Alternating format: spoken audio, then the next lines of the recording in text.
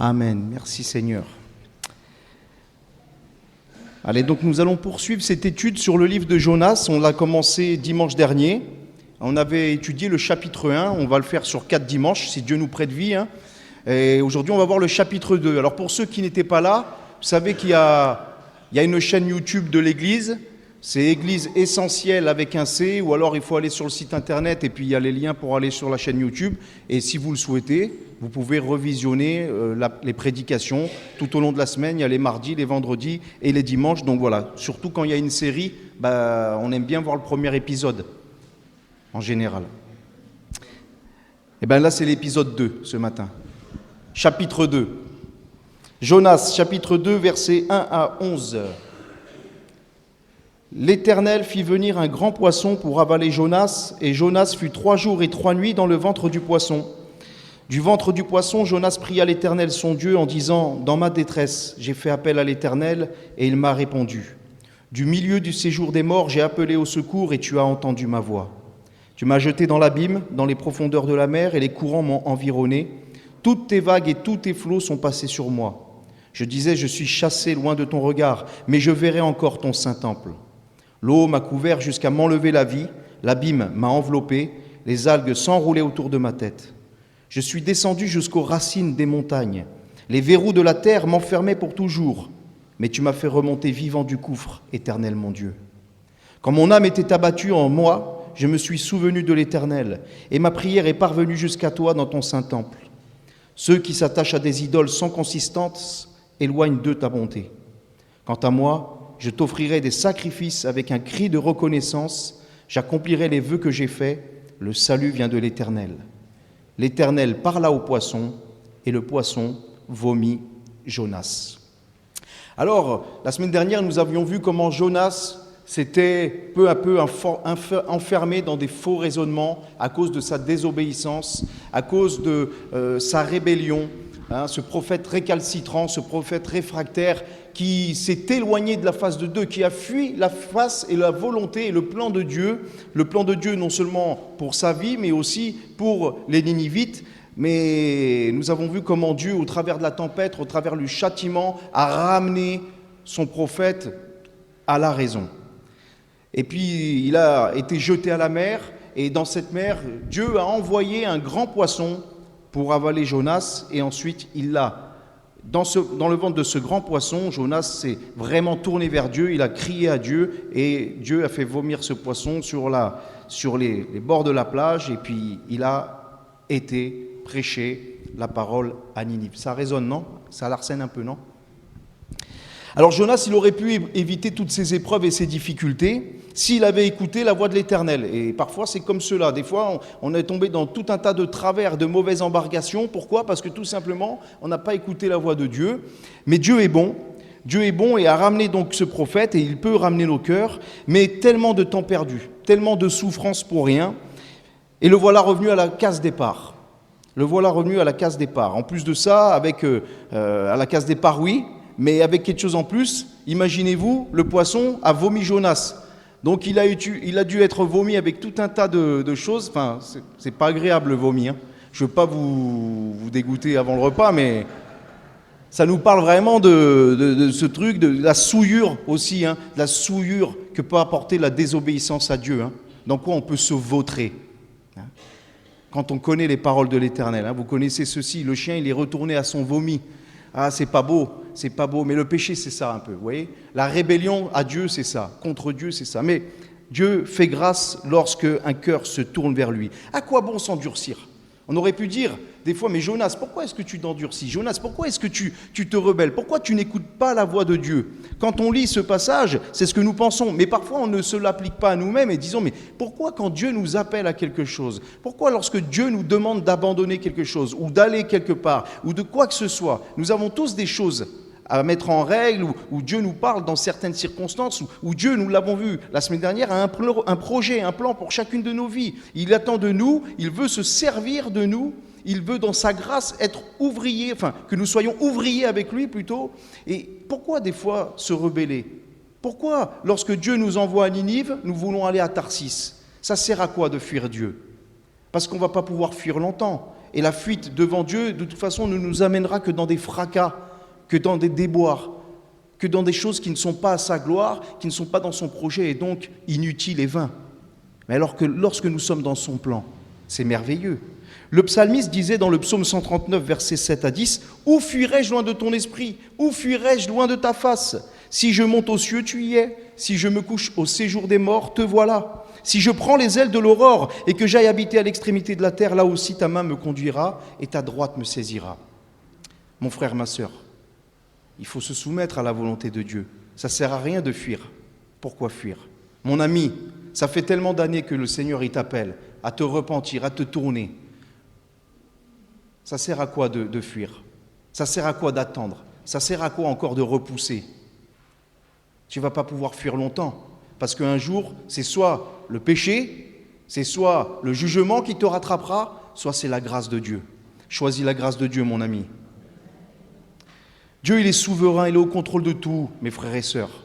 Il est au contrôle de tout, dans les moindres détails. On a vu comment Dieu, par sa puissance et sa souveraineté, a fait que le sort tombe sur Jonas, comment il a fait lever cette grande tempête, comment il a amené ce poisson, comment il a conduit ce poisson, et comment il a gardé Jonas pendant 3 jours et 3 nuits dans le ventre du grand poisson, et comment il a pu conduire le poisson jusqu'à la plage, la bonne destination.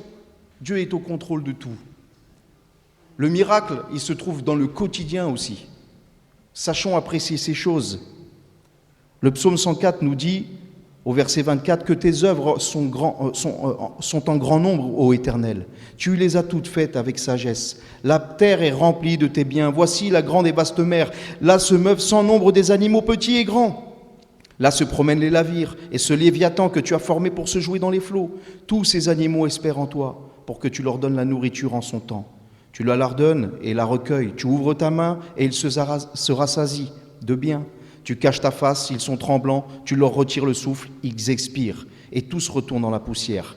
Tu envoies ton souffle, ils sont créés et tu renouvelles la face de la terre. On aurait pu continuer la lecture. Mais tout cela pour vous montrer que, oui, Dieu a dirigé ce poisson, dirige les poissons, dirige la nature, dirige toutes choses. C'est Dieu qui nous accorde le souffle de vie. C'est Dieu qui a permis que vous soyez ici ce matin, qui a permis que je sois ici ce matin, que nous soyons ensemble. Et nous devons le comprendre, cela. Ça doit aussi fortifier notre foi. Ça veut dire que lorsque Dieu nous demande de s'engager avec lui, fais-lui confiance. Il s'occupe de tout, le Seigneur. Il pourvoit aux besoins des petits oiseaux. Il est au contrôle de n'importe quelle petite molécule, n'importe quel petit... Tout est sous le contrôle de Dieu, sous le regard de Dieu. Alors, Jonas, il va rentrer dans sa mission. Et là, c'est juste l'introduction. Mais je voudrais juste partager trois points avec vous ce matin, parce que Jonas préfigure 3 choses.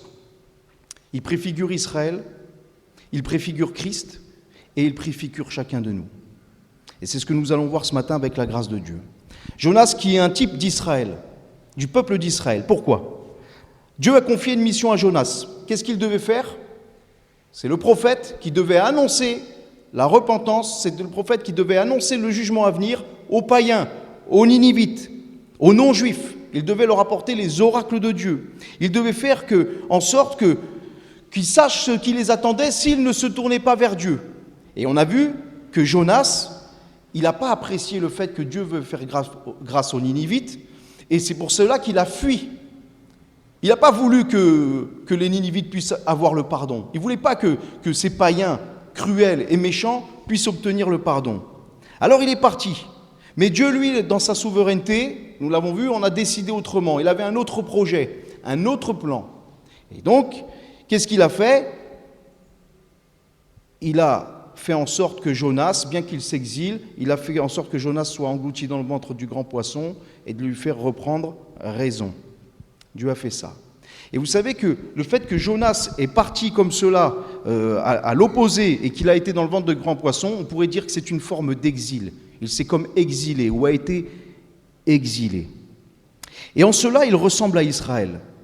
Parce que Dieu a choisi un peuple, Israël, pour être lumière dans ce monde, pour apporter la Torah, pour apporter l'espérance, pour apporter la connaissance, la révélation du Dieu unique et vrai.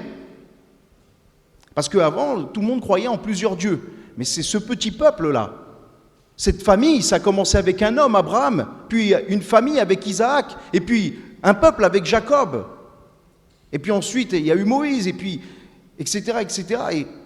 Et ce petit peuple, insignifiant, Dieu l'a choisi pour apporter la révélation du Dieu unique.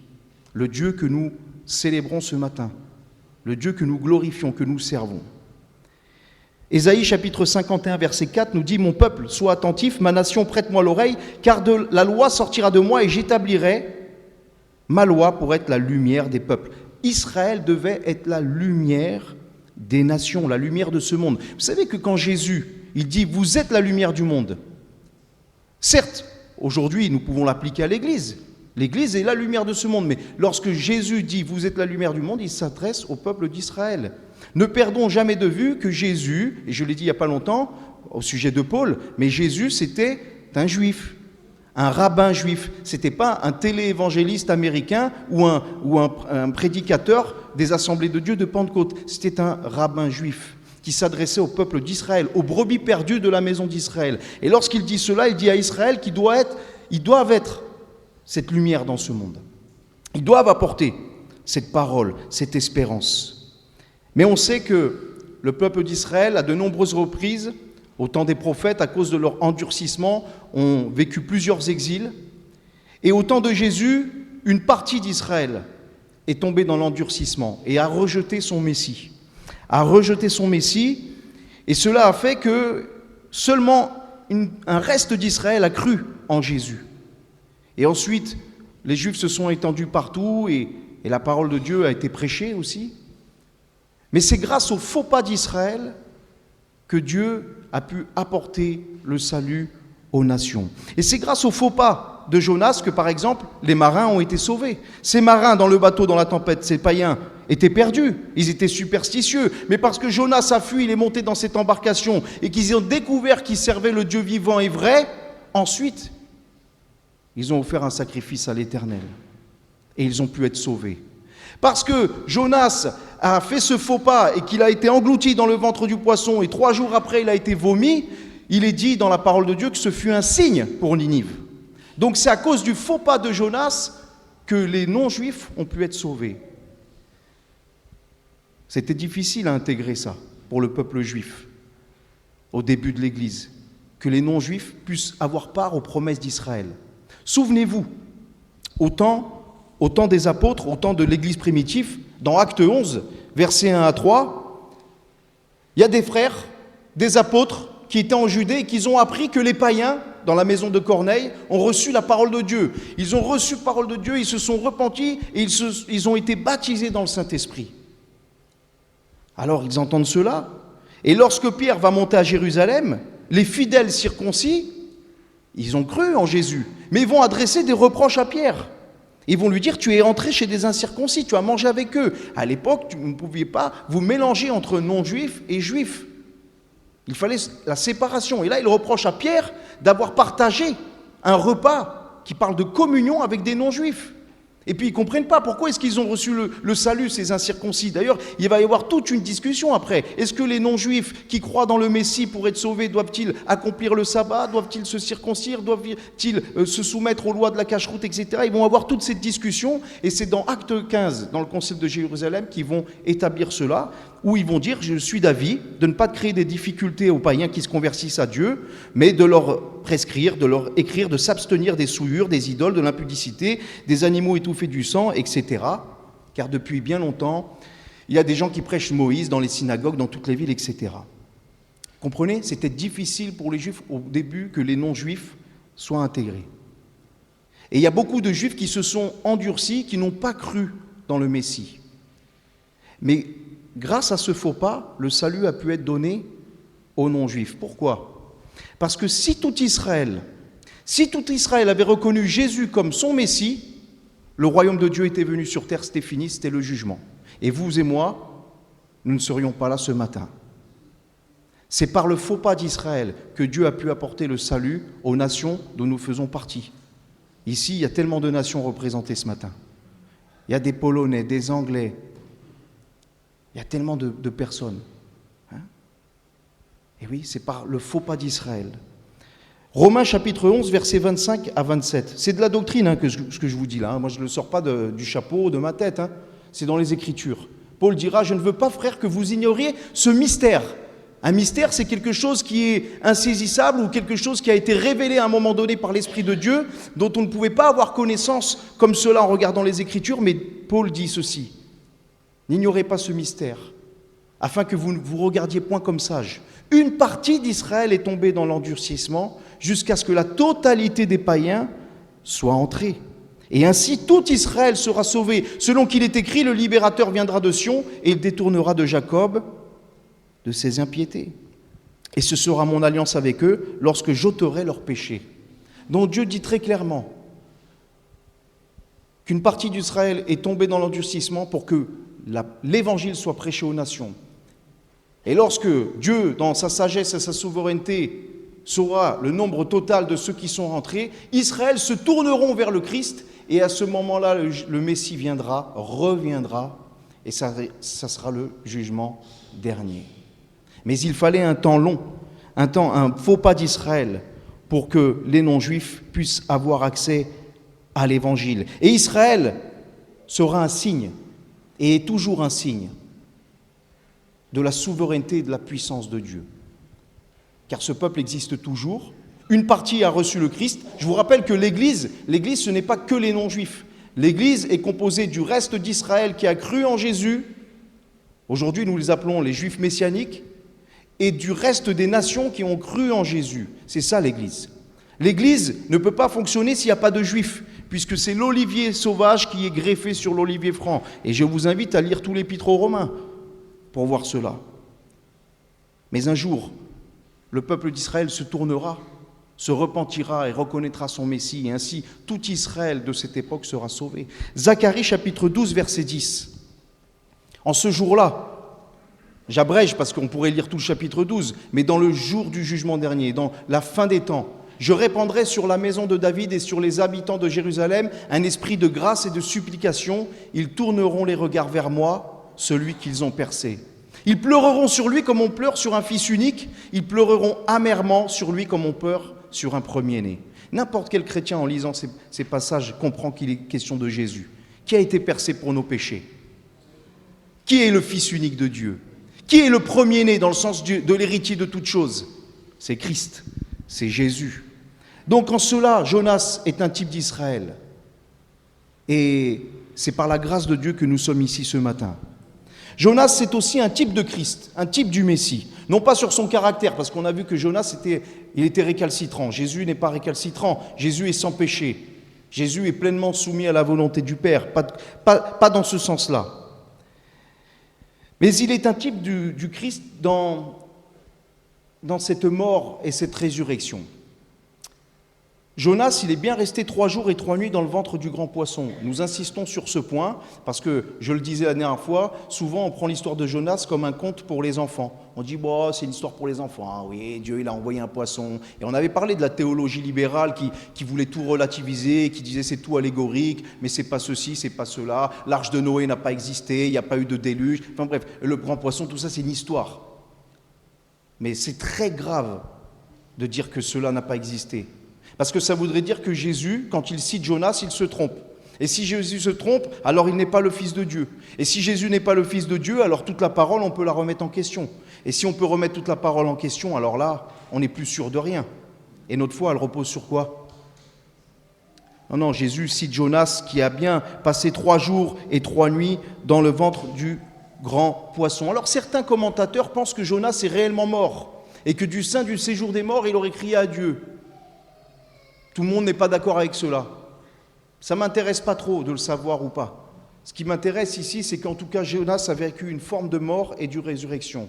Il est mort à lui-même dans le ventre de ce grand poisson. C'est-à-dire qu'il a voulu faire sa volonté, mais au moment où Dieu l'a châtié, au moment où il était dans la détresse, dans l'angoisse, il a crié à Dieu, il s'est tourné vers lui, et il est mort à ses projets, à lui-même, à sa façon de penser, à sa façon de croire, à sa façon de servir, à sa volonté, et il a crié à Dieu, il s'est repenti, et Dieu a fait en sorte qu'il soit recraché, et en cela, il a vécu une forme de résurrection. Et comment ne pas faire le parallèle avec Jésus. Vous savez que lorsque Jonas fait cette prière, au chapitre 2, c'est pas moins qu'un mixte de 10 psaumes. Je vous les cite, le psaume 16, 18, 30, 31, 42, 50, 66, 69, 118 et le numéro complémentaire, le 120. Je ne veux pas au loto, Jonas donc cite pas moins de 10 psaumes. Et dans ces 10 psaumes, il y en a 3 qui sont appelés les psaumes messianiques, qui concernent le Messie. Le psaume 16, verset 10, « Tu ne livreras pas mon âme au séjour des morts, tu ne permettras pas que ton bien-aimé voie la corruption. » Le psaume 69, verset 2, « Sauve-moi, ô Dieu, car les eaux menacent ma vie. » Et le psaume 118, verset 5, « Du sein de la détresse, j'ai invoqué l'Éternel, l'Éternel m'a exaucé et m'a mis au large. » Jésus dira, parce que Jésus est la pleine révélation de la parole de Dieu, Jésus est l'enseignant qui nous explique les Écritures. Et il va dire aux scribes et aux pharisiens qui lui ont demandé un miracle, c'est dans Matthieu chapitre 12, versets 38 à 41. Il y a des scribes, des pharisiens, des religieux qui ne croyaient pas en Jésus et qui vont encore essayer de le mettre à l'épreuve en disant « Maître, nous voudrions te voir faire un miracle. » Et pourtant, Jésus, il en avait fait des miracles. Mais ils veulent voir encore un miracle. Ils veulent voir tout un tas de miracles. Ils veulent s'attacher à ça. Et Jésus va leur dire, une génération méchante et adultère demande un miracle. Il ne le sera donné d'autre miracle que celui du prophète Jonas. Ah, de quoi parle-t-il? Car de même que Jonas fut 3 jours et 3 nuits dans le ventre d'un grand poisson, de même le Fils de l'homme sera 3 jours et 3 nuits dans le sein de la terre. Les hommes de Ninive se lèveront au jour du jugement avec cette génération et la condamneront parce qu'ils se repentirent à la prédication de Jonas. Et voici, il y a ici plus que Jonas. Jésus dit que la génération au temps de Jonas, elle était mauvaise. Ninive était mauvais. Mais ils ont cru dans le signe que Dieu a donné. Jonas, 3 jours et 3 nuits dans le ventre du grand poisson, qui prêche le jugement, la repentance, et ils ont cru à cette prédication d'un prophète récalcitrant. Et Jésus va dire, la génération dans laquelle il vit, elle est plus méchante que celle de Ninive, parce qu'il y a plus que Jonas, parce qu'il y a le Messie lui-même, il y a la parole de Dieu faite chair qui est venue et qui a annoncé les oracles de Dieu, qui a fait tellement de choses, mais cette génération ne veut pas croire aux paroles du Messie. Elle veut voir du sensationnel, elle veut voir tout un tas de choses, et Jésus va leur dire, vous allez voir le miracle, le plus grand miracle, c'est la mort et la résurrection du Messie, pour le salut de quiconque croit. Et si vous ne croyez pas à ça, alors vous êtes perdus. Parce que c'est là le signe que Dieu a donné pour les hommes. Il a donné son Fils sur une croix, pour nos péchés, pour nous délivrer de la mort, du jugement et de la condamnation. Mais il est ressuscité le 3e jour, et ceci est un fait historique avéré par plus de 500 personnes. Et donc nous croyons que Jésus est vivant, qu'il est à la droite du Père, qu'il est la puissance de Dieu, qui agit en nous, qui agit pour nous et qui nous appelle à la repentance, qui nous appelle à se tourner vers lui, qui nous appelle à abandonner nos péchés, qui a payé le prix. C'est pour cela qu'en dehors de Jésus, il n'y a pas de salut. Le seul qui peut dire « Je suis le chemin, la vérité et la vie », le seul qui peut dire « Celui qui croit en moi la vie, celui qui croit en moi, la colère de Dieu demeure sur lui », c'est Jésus. Personne d'autre n'a pu le dire. C'est pour cela que la personne de Jésus, elle divise. Eh oui, Jésus, c'est le signe que Dieu a montré. C'est le signe que Dieu a donné aux hommes pour la libération et la vie éternelle. Et en cela, Jonas préfigure Jésus. Parce que Jésus est mort non seulement pour Israël, mais il est mort pour les nations. Il est mort pour chacun de nous. Et il est vivant, le Seigneur. Et il nous appelle, comme Ninive, à nous repentir de nos péchés, à nous tourner vers lui. C'est ce qu'il va annoncer aux disciples sur le chemin d'Emmaüs, rappelez-vous. Luc chapitre 24, versets 45 à 48. Il va leur ouvrir les yeux, il va leur ouvrir l'esprit pour qu'ils comprennent les Écritures. Pourtant, c'était des Juifs pieux qui lisaient les Écritures, ils étudiaient, mais ils n'avaient pas compris. Et Jésus va ouvrir leur entendement, leur intelligence. Et très certainement, c'est la prière de quelqu'un ce matin. Seigneur, ouvre mon esprit. Je ne comprends pas tout ce qu'il raconte, mais j'ai besoin de connaître, j'ai besoin de savoir, j'ai besoin que tu te révèles à mon cœur. Fais cette prière au Seigneur, dans le secret de ta chambre. Tu le fais de tout ton cœur, le Seigneur, je peux te le garantir, parce que je m'appuie sur la parole de Dieu, que le Seigneur se révélera. Parce que le désir de Dieu, c'est que tous les hommes soient sauvés et parviennent à la connaissance de la vérité. Ça, c'est sa volonté. Maintenant, ta part à toi, c'est de crier à lui et de lui demander de se révéler. Alors Jésus, il va leur ouvrir les yeux, il va leur ouvrir l'esprit. Il va dire, il est écrit que le Messie souffrirait et qu'il ressusciterait des morts le 3e jour et que la repentance et le pardon des péchés seraient prêchés en son nom à toutes les nations, à commencer par Jérusalem. Vous êtes témoins de ces choses. Mes frères et sœurs, vous êtes témoins de ces choses. Quand vous venez à l'église, vous venez parce que vous êtes les témoins de ces choses. On vient à l'église pour tout un tas de raisons. La première, c'est de rendre un culte à Dieu, de l'adorer. Ça, c'est toujours le but de nos rassemblements. La gloire, elle est toujours pour Dieu.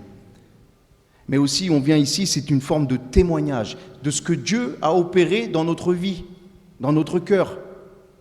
Je pense que si Jésus n'avait pas fait une œuvre de délivrance dans ta vie, tu avais autre chose à faire ce dimanche matin. Je pense que si tu n'avais pas la soif dans ton cœur de rencontrer le Christ, le Messie, que tu as besoin de vérité, que tu as besoin d'une expérience, tu as besoin d'une espérance, tu as besoin du pardon de tes péchés, tu as besoin qu'il se révèle à ton cœur, si tu n'espérais pas cela, tu ne serais pas venu ici ce matin, tu as autre chose à faire. C'est vrai ou pas ? Donc je crois que si vous êtes là ce matin, c'est parce que chacun espère dans le Messie. Et en cela, nous croyons qu'il est vivant en Jésus. Et puis, il y a un troisième point. Jonas, est une préfiguration de nos vies, de nos cœurs, de l'attitude qu'il est bon d'adopter face à Dieu. Vous avez vu comment Dieu peut changer le mal en bien ? Comment Dieu est bon, comment Dieu est grand ? On a tellement d'exemples dans la Bible. Je pourrais vous donner cet autre exemple dans Genèse chapitre 50. Joseph, l'histoire de Joseph, pour la plupart, vous la connaissez. Vendu par ses frères, vendu pour être esclave dans la maison de Potiphar, et puis ensuite la prison, et puis ensuite premier ministre d'Égypte, et puis ensuite une famine, et puis ses frères viennent chercher, vous connaissez tout cela, et Jonas va se révéler à eux, et Jacob et sa famille vont venir s'installer en Égypte, et Dieu va changer le mal en bien. Joseph l'avait compris cela. Il avait compris cela. Ses frères ne l'avaient pas compris encore. Parce qu'il est dit au verset 15 que quand les frères de Joseph virent que leur père était mort, quand Jacob est mort, ils vont se penser cela. Ils vont dire, si Joseph nous prend en haine, il va nous rendre le mal pour le mal, en fait, pour ce que nous lui avons fait. Il va se venger. Il ne l'a pas fait du temps de notre père, mais il va le faire.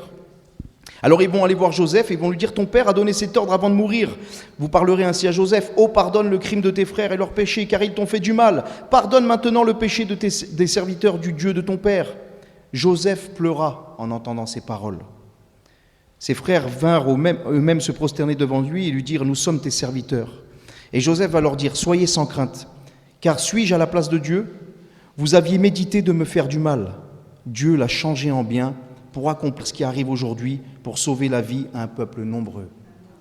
Joseph, il a compris, parce que c'est un homme spirituel, c'est un homme pieux, c'est un homme de Dieu. Il a compris que Dieu, il avait un projet, Dieu, il avait un plan, Dieu, il avait une œuvre à accomplir au travers de la vie de Jonas. Ça n'a pas été facile. Il a dû s'y soumettre. Il a dû souffrir de nombreuses années. Nous, on lit quelques chapitres, mais lui, ça a été quelques années. Mais en cela, Joseph a reconnu la main de Dieu. Il a dit, ce mal-là que vous m'avez fait, Dieu l'a changé en bien. Et Dieu peut changer notre vie. Mes amis, mes frères et sœurs, Dieu peut changer notre vie. Dieu peut nous sortir de notre tombeau spirituel. Dieu peut nous sortir de notre religiosité.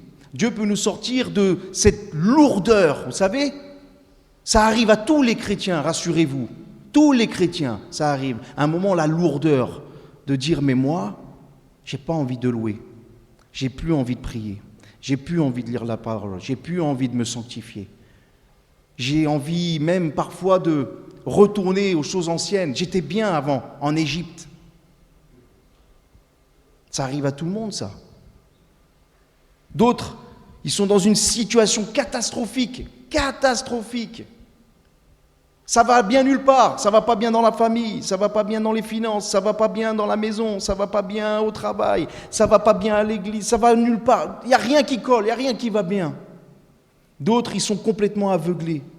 Ils se sont complètement rebellés. Et pourtant, il y a des frères, il y a des sœurs qui viennent, qui disent, mais reviens, sors de là, écoute, entends. Mais il n'y a rien à faire. D'autres ont perdu tellement d'années. À cause d'un péché, à cause d'un mauvais choix, parfois, se sont éloignés pendant 40 ans, 50 ans de la présence de Dieu, de l'Église, des frères et sœurs, de la communion, du service. Et là, on se dit, c'est mort finalement. J'ai tout gâché, j'ai tout perdu. Je suis mort, c'est fini. Mais Dieu peut changer le mal en bien. Dieu peut inverser la tendance, inverser la situation. Dans le prophète Joël, il dira, je remplacerai les années que la sauterelle a dévorées.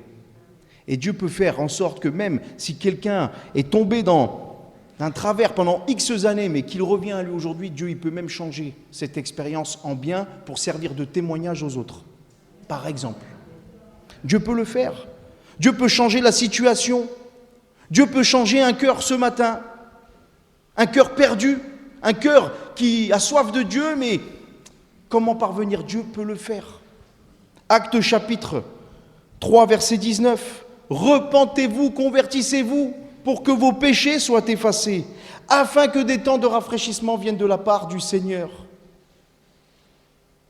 Ce n'est pas que pour les inconvertis, c'est pour les inconvertis cette parole, bien sûr. Tu n'as pas fait la paix avec Dieu, repens-toi, tourne-toi vers lui, prie-le, convertis-toi, tourne-toi vers le Seigneur, emprunte son chemin, soumets-toi à sa parole, demande-lui de te faire grâce, demande-lui de cet esprit, demande-lui d'ouvrir tes yeux. Mais toi aussi, mon frère, ma sœur, c'est pour toi. Parce que peut-être des fois, tu as été trop loin. Et un chrétien, il se repent tous les jours, mes frères et sœurs, tous les jours, il se repent. Je sais que parfois, certains ne sont pas d'accord avec ça. Ils ne sont pas d'accord, mais pourtant, ils sont bien obligés de se repentir tous les jours. Parce que nous sommes sauvés par grâce, nous sommes des pécheurs sauvés par grâce.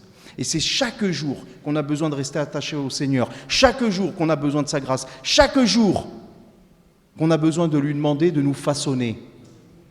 Eh oui. Et pour être façonné par Dieu, il faut passer, vous savez par quoi? Par la mort à soi-même.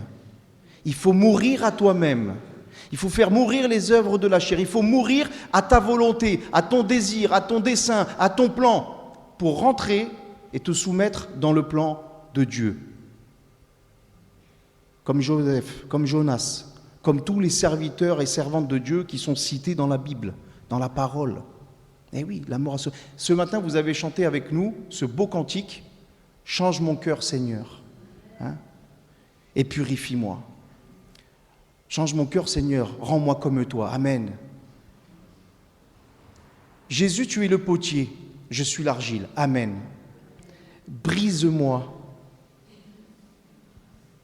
Amen. Brise-moi. Tu as demandé à Dieu de te briser? Et après, Seigneur, pourquoi l'épreuve? Tu as demandé de te briser. Le Seigneur, il va te briser. Mais pour que tu sois façonné à l'image de Christ. Parce que lorsque le Seigneur envoie une épreuve, il le fait pour nous élever. Il le fait pour nous faire grandir. Il le fait parce qu'il nous aime. Alors je sais, on peut voir les choses négatives, mais on peut les voir spirituellement parlant, comme Joseph, et dire « Seigneur, c'était ton plan. Et ce mal-là, moi j'ai perçu comme mal, tu l'as changé en bien. Pour la gloire de ton nom, pour l'accomplissement de ta parole. » Et oui, tu as besoin de mourir à toi. Qu'est-ce qu'il a dit Jésus? Dans Jean chapitre 12, versets 23-26. « L'heure est venue où le Fils de l'homme doit être glorifié. En vérité, je vous le dis, si le grain de blé qui est tombé en terre ne meurt, il reste seul. Mais s'il meurt, il porte beaucoup de fruits. Celui qui aime sa vie la perdra, et celui qui hait sa vie dans ce monde la conservera pour la vie éternelle. Si quelqu'un me sert, qu'il me suive, et là où je suis, là aussi sera mon serviteur. Si quelqu'un me sert, le Père l'honorera. Pourquoi est-ce que nous sommes là ce matin? Parce que nous sommes les fruits, les prémices de la mort et de la résurrection du Seigneur. Le grain de blé qui tombe à terre et qui meurt, qui porte beaucoup de fruits, c'est Jésus. Si Jésus ne meurt pas et n'est pas ressuscité, il n'y a pas d'espérance, il n'y a pas de salut, il n'y a pas de pardon des péchés. On a vu tout ça. Ok? C'est lui le grain de blé qui porte beaucoup de fruits. Mais le Seigneur nous invite à ressembler au Maître. Et il dit, vous aussi, si vous voulez conserver votre vie, si vous ne voulez pas mourir à vous-même, mais vous voulez faire vos plans, alors vous n'allez pas porter du fruit. Mais celui qui haïra la vie, dans le sens, c'est pas de dire, pas d'être suicidaire, pas de ne pas aimer la vie, de voir, non, c'est de ne pas aimer les choses vaines et inutiles de ce monde, mais de rentrer dans le plan parfait de Dieu, de ne plus vivre pour soi-même, mais de vivre pour Dieu et pour les autres. Porter du fruit, mourir à soi-même, c'est possible. Enfin, porter du fruit, c'est possible si on meurt à nous-mêmes. Eh oui. Je ne sais pas c'est quoi le fruit le plus ancien sur Terre. J'en sais rien. Peut-être la figue. Parce qu'on voit que dans le jardin d'Éden, quand ils vont apercevoir de leur nudité, ils vont se faire des vêtements de feuilles de figue. Alors peut-être c'est le figuier, j'en sais rien. Peu importe. Mais vous vous rendez compte, le figuier, le premier figuier qui existait, ils ont pris des figues, et puis les graines de ces figues, ils ont planté d'autres figuiers, et vous mangez des figues encore aujourd'hui, non? Le premier figuier, la graine du premier figuier, elle est morte à elle-même, elle a porté beaucoup de fruits. Hein? C'est fou quand même de penser à ça. Je mange des figues qui sont finalement l'héritier du premier figuier dans le jardin d'Éden. Incroyable! Non, je ne sais pas, peut-être qu'il n'y a que moi qui suis surpris de ça. Moi je me dis, c'est incroyable ça. Hein? Bon, vous n'avez pas l'air surpris. Écoutez. Mais tout ça pour dire qu'il en est de même pour nos vies, mes frères et sœurs. Quelle est la mission de l'Église aujourd'hui? C'est quoi notre mission? Hein? On fait quoi? On reste entre nous? On fait des pique-niques à la Cavaillère? C'est bien. C'est super les pique-niques. Moi j'aime bien les pique-niques. Hein? C'est quoi notre mission à l'Église? C'était quoi la mission d'Israël? D'être la lumière de ce monde, d'être des témoins, de porter du fruit, d'apporter aussi le salut, l'espérance aux nations, aux Juifs qui n'ont pas reçu. C'est pour cela qu'on sert le Seigneur. Nous avons été sauvés pour servir. C'était le slogan de l'armée du salut à un moment. Sauver pour servir, servir pour sauver. Et j'invente rien. Tite, chapitre 2, versets 11 à 14. La grâce de Dieu, source de salut pour tous les hommes, a été manifestée. Amen. Et elle nous enseigne quoi, la grâce de Dieu? Elle nous enseigne à vivre comme on veut, la grâce de Dieu. Elle nous enseigne à vivre, Seigneur, de toute façon je suis sauvé, donc je peux faire ce que je veux, je suis sauvé. Elle nous enseigne à vivre une vie de paresse. Elle nous enseigne, la grâce de Dieu, à attendre le retour du Seigneur tranquillement assis sur le transat avec une petite grenadine. C'est ça la grâce de Dieu, elle t'enseigne à ça, la grâce de Dieu.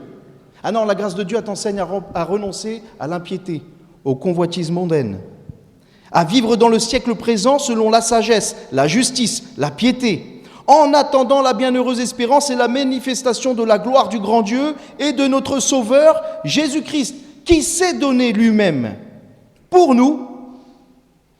Pourquoi il s'est donné, le Seigneur? Afin de nous racheter de toute iniquité. Amen. Ça, on veut bien cette part-là. Jésus, tu me rachètes de toute iniquité, tu pardonnes mes péchés, mais aussi de se faire un peuple qui lui appartienne, purifié par lui et zélé pour les bonnes œuvres. Parce que tu es sauvé, tu vas accomplir les bonnes œuvres, celles qui ont été préparées d'avance. Tu vas rentrer dans le plan de Dieu. C'est pour ça que tu as été sauvé, pour la gloire de Dieu. Ne perdons jamais cet objectif, mes frères et sœurs. Jamais. Et ça ne peut passer que par la mort à soi-même. Parce que finalement, quand des fois on doit servir, quand des fois on doit emprunter le chemin que Dieu nous demande, quand des fois on doit faire mourir les œuvres de la chair, ou qu'on doit faire passer le plan de Dieu avant le nôtre, ça fait mal.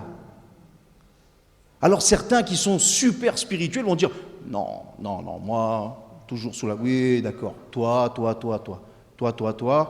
et t'es comme les autres. Un jour ou l'autre, c'est difficile. Renoncer, abandonner, tout ça, c'est difficile. » Il y a eu un don spirituel ce matin. Nous sommes une église de Pentecôte, nous croyons aux dons spirituels. Et nous voulons être attentifs. Vous savez, depuis plusieurs vendredis, nous étudions la doctrine des dons spirituels. Et nous prions pour cela, nous prions pour les âmes, nous prions pour les malades, nous prions pour l'église, pour tout un tas de situations, et nous prions pour que les dons spirituels soient abondants dans l'église, avec de l'ordre et de la bienséance, de l'équilibre. Ce matin, il y en a eu un don spirituel. Il y a eu un parler en langue et une interprétation qui disait « Tu as la croisée des chemins. Prends le bon chemin. » Il y avait un chemin qui est dans ce don qui disait qu'il est épineux, difficile, mais le Seigneur y pourvoit. La destination est merveilleuse. C'est le chemin de la croix, c'est le chemin de la mort à soi-même. Parce que quand tu meurs à toi-même, tu portes du fruit dans ta famille, dans ton travail, dans ton quartier, dans ton église. Au milieu de ce monde, il n'y a que comme ça que tu vas porter du fruit. Sinon, c'est impossible. Éphésiens chapitre 2, versets 4 à 10, et j'ai terminé. Dieu est riche en miséricorde à cause du grand amour dont il nous a aimés. Nous étions morts par nos offenses, mais il nous a rendu la vie avec Christ. C'est par grâce que vous êtes sauvés. Il nous a ressuscités ensemble et nous a fait asseoir ensemble dans les lieux célestes en Jésus-Christ, afin de montrer dans les siècles à venir l'infinie richesse de sa grâce par sa bonté envers nous en Jésus-Christ. Car c'est par la grâce que vous êtes sauvés, par le moyen de la foi, et cela ne vient pas de vous, c'est le don de Dieu. Ce n'est point par les œuvres, afin que personne ne se glorifie, car nous sommes son ouvrage, ayant été créés en Jésus-Christ pour de bonnes œuvres que Dieu a préparées d'avance, afin que nous les pratiquions. Vous voyez comme Jonas était comme mort et incapable de se sortir du ventre de ce grand poisson et de faire quelconque chose, Dieu l'a comme ressuscité pour qu'il pratique les bonnes œuvres, pour qu'il rentre dans le plan de Dieu. Et ça est passé par la mort à soi-même et la soumission à la volonté de Dieu. Et c'est Dieu qui fait grâce. Donc il ne faut pas perdre cela de vue, mes frères et sœurs. Je veux mourir à moi-même, Seigneur, pour porter beaucoup de fruits à la gloire de ton nom, pour le salut du plus grand nombre. Vous savez que nous sommes dans les temps de la fin. Et combien même il resterait encore 200 ans, vous savez qu'il y a plein de gens qui nous entourent, des amis, des collègues, la famille que nous aimons, nous les voulons pour Christ. Mais si ce n'est pas toi qui témoigne, si ce n'est pas toi qui porte du fruit, si ce n'est pas toi qui parle de la parole de Dieu, si ce n'est pas toi qui meurs à toi-même, qui va le faire? Qui est l'exemple? Qui est la lumière? À quoi est-ce que tu es appelé? À quoi est-ce que nous sommes appelés? Alors Seigneur, aide-nous.